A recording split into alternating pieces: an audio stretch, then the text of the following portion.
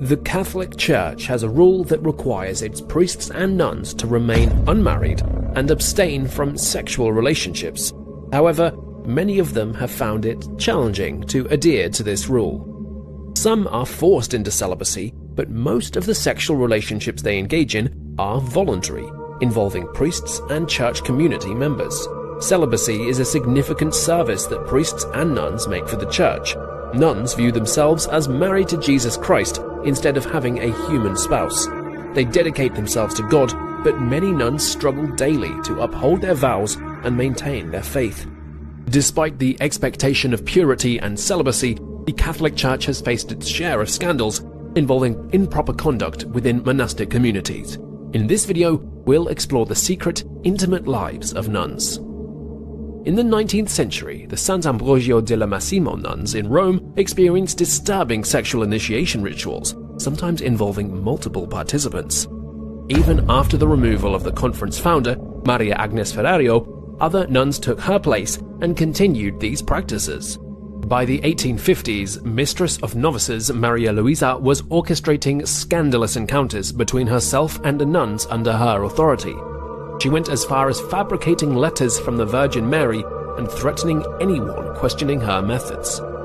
These illicit activities remained concealed within the Vatican archives for many years, until scholar Hubert Wolff brought them to light in his investigation, The Nuns of Sant'Ambrogio. However, what is even more shocking is how these nuns safeguarded their secrets, going to great lengths to keep their actions hidden. In the 1850s, the founder of the Sant'Ambrogio convent, Ferrario, was stripped of her title and authority for encouraging other nuns to worship her as a false idol. Following her removal, Mistress of Novices Maria Luisa assumed her position. Maria Luisa orchestrated nightly encounters with the novices under her care, like her predecessor. One nun came forward and confessed, stating, "Maria Luisa asked me to lie in a certain position with my legs raised while she intertwined herself with me. She then made movements and sounds that were indescribable. She instructed me to position myself to receive her bodily fluids. Maria Luisa claimed that these fluids possessed healing properties and could cure illnesses. As part of the initiation ritual, Maria Luisa asked the novices to lie face to face and breast to breast with her." However, Maria Luisa's indiscretions did not stop with the nuns. She was also involved in a relationship with one of the confessors from the convent, who happened to be a Jesuit. They would cite religious reasons for their late-night meetings to avoid arousing suspicion, disguising their illicit activities. Maria Luisa even deceived the confessor by presenting him with forged letters from the Virgin Mary.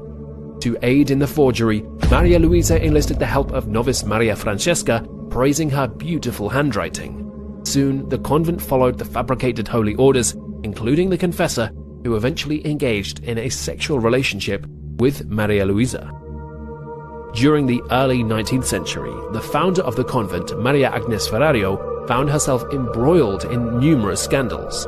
Despite serving as a spiritual advisor to Pope Leo XII, Ferrario's misdeeds eventually became public knowledge, causing her reputation to suffer. Ferrario did not only engage in an affair with her confessor, but also participated in a three-way encounter involving her confessor and another nun. In addition to these acts, she resorted to performing false miracles and underwent 2 abortions after becoming pregnant by clerical officials. Surprisingly, Ferrario's convent miraculously escaped closure by the Inquisition in 1816 when she was stripped of her title as abbess. Instead, the illicit activities persisted behind closed doors. Another startling revelation involving one of the confessors at Sant'Ambrogio who harbored a secret. Joseph Kloiken, living under an assumed name, was, in fact, a trusted advisor to the Pope and a prominent theologian. In 1848, Kloiken initiated an affair with one of the nuns. During the subsequent Inquisition trial, the confessor admitted having multiple physical encounters with Maria Luisa. Kloiken attempted to defend their affair, insisting it was purely spiritual and not lust-driven. He claimed it was centered on matters of religion. Despite his confession, Kloiken faced relatively mild punishment. The Inquisition ordered his confinement to a Jesuit house for 2 years and stripped him of any role in hearing confessions. Maria Luisa, a figure of authority, introduced unconventional practices to new nuns, including sexual initiation rituals. She claimed that her bodily fluids held divine blessings that could be shared during moments of climax. During the trial, Maria Luisa confessed that the order's saintly founder, Ferrario, had employed similar methods to transmit her miraculous substance to Maria Luisa and former novices.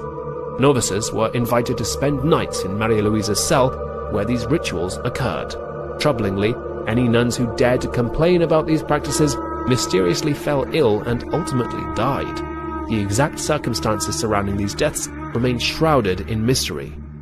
Maria Luisa's influence brought forth a web of unorthodox beliefs and actions within the convent, with the alleged transmission of miraculous substances and the tragic consequences faced by those who questioned or spoke out against them. Princess Katharina van Hunsel and Sigmarin, having been widowed twice by age 36, found herself drawn to the convent of Sant'Ambrogio in Rome and decided to become a nun. However, her initial admiration soon turned into fear as she uncovered suspicious behavior that made her question her safety. Desperate, the princess managed to smuggle a cryptic letter pleading for help. She had discovered the abbess Maria Luisa's illicit and controlling behavior, suspecting that she was plotting to harm her. During the Inquisition trial, Maria Luisa faced accusations of participating in lesbian encounters, venerating a false saint, and even murder. However, one crime stood out among the rest. Witnesses testified that Maria Luisa engaged in what was referred to as a Jesuit bleeding, which was, in reality, an erotic ceremony. This secret ritual from the convent's founder, Maria Agnes Ferrario, involved French kissing and other intimate acts.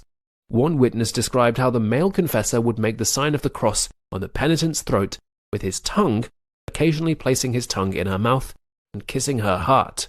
Some who received this blessing fell into ecstasy, kneeling before the confessor. These revelations shed light on the troubling secrets hidden within the walls of Sant'Ambrogio, where Princess Caterina's quest for spiritual fulfillment turned into a fight for her survival. Maria Luisa, the abbess, shared an erotic letter with Princess Caterina, the newest recruit in the convent. When the princess reacted with shock, Maria Luisa decided to eliminate her as a critic. Using forged letters from the Virgin Mary as justification, Maria Luisa claimed she had divine instructions to end Caterina's life. Numerous attempts were made, but all failed. With her cousin's help, Princess Caterina managed to escape. Maria Luisa later confessed to poisoning the princess with toxic substances, including Gestopium mercury and powdered glass. Sant'Ambrogio was a relatively new convent that began concealing its crimes. Founded in 1806 by Sister Maria Agnes Ferrario, who had a peculiar reputation for wearing an iron mask adorned with over 50 nails pointed towards her face. Despite claiming to be a living saint, her self-inflicted stigmata raised suspicions. In 1816, the Inquisition put Ferrario on trial, convicting her of false holiness and inappropriate behavior with her confessors. She spent the rest of her life in banishment, and although the convent remained open, the Inquisition may have desired to shut it down. The convent's secrets remained hidden for over a century, even after the trial. The truth about Sant'Ambrogio would only emerge much later. In conclusion, the dark secrets of the Sant'Ambrogio convent remained concealed for over a century, despite the Inquisition trial. The revelations surrounding the illicit behaviors and manipulation within the convent's walls shed light on a disturbing chapter of its history. Well, thank you for joining us on this fascinating journey through the untold lives of nuns in history. If you enjoyed this video and want to see more captivating content, please subscribe to our channel. Don't forget to give it a thumbs up and share it with others who may find it intriguing. We'd love to hear your thoughts and insights, so please leave a comment below. Stay tuned for more engaging stories.